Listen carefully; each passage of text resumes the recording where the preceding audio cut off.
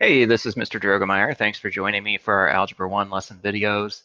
Today we're in Unit 3, looking at lessons 14 and 15, which is called Units and Formulas. And in this particular lesson, we want to talk about how the units of measure within formulas, the relationship between them, how we can determine what the different units of measure are going to be. And I think if we look at this first example here, it says if we're given the formula d equals v times t. So that is distance is equal to velocity times time.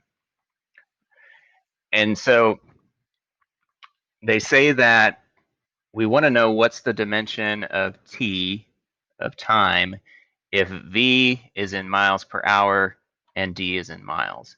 So if we think of it, so d is in miles, our velocity is in miles per hour. So that's miles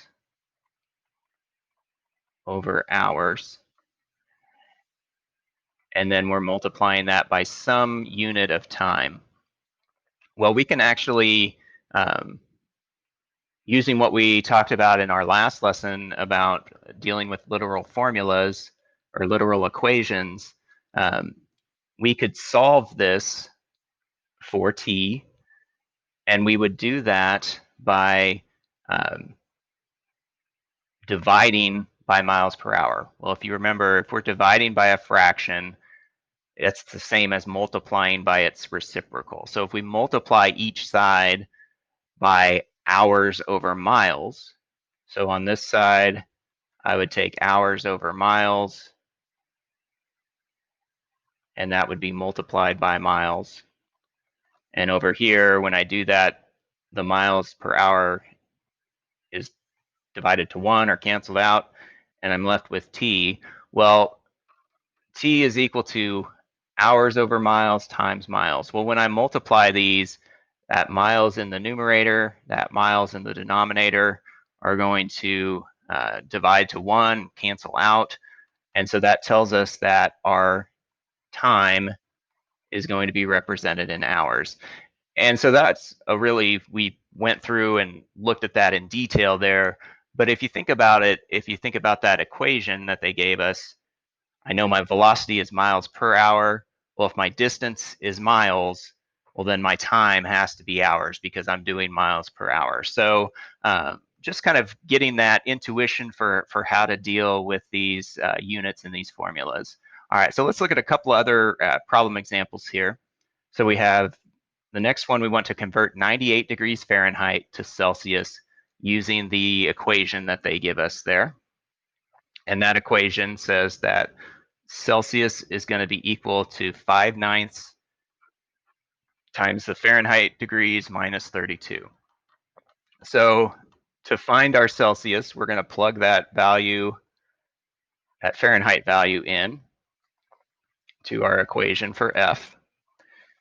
And so order of operations, we're going to do what's inside the parentheses first. 98 minus 32 is 66. We're going to multiply 66 times 5/9.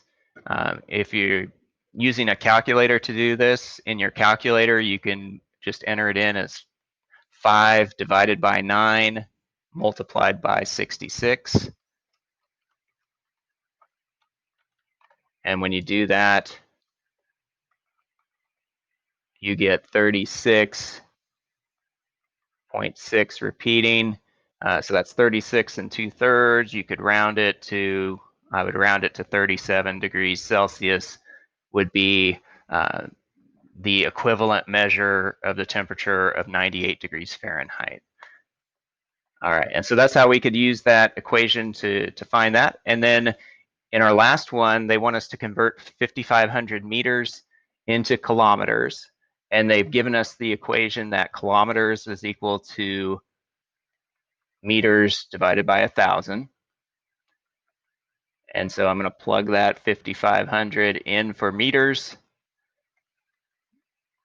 So it's 5,500 divided by 1,000.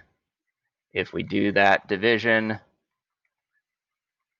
we're going to get that it's 5.5 kilometers. All right, so that's how we can work between different units and formulas, and using that idea of isolating the variable in those literal equations. Appreciate you taking the time to watch. As always, if you do have questions, please let me know. Thanks, have a great day.